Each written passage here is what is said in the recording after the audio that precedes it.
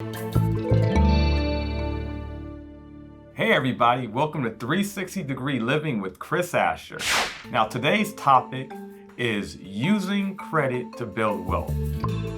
Now you've gotten here and you've got good credit, okay? So you got really good credit. You've got open credit lines, you've got a lot of credit cards, you paid off, you cleaned up your credit report, you're well over the 700 range, and what starts happening now?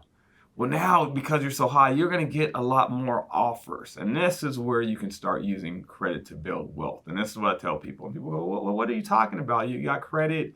Well, I'll use, for example, I paid off a mortgage of my house one time. Okay, now the moment I paid off the mortgage of my house, the bank immediately says to me, hey, we want to give you a personal line of credit, pre-guarantee. You are guaranteed for this personal line of credit. We're just going to give it to you. You can now use that if an opportunity arises in your life to begin establishing wealth.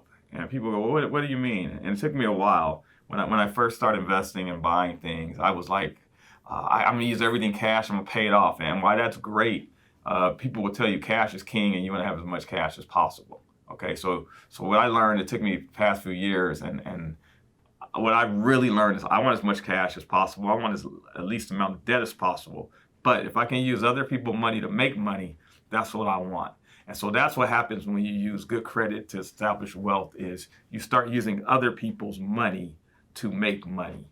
Okay? So now the bank has given me a personal line of credit. Well, I'm not going to go screw that money off.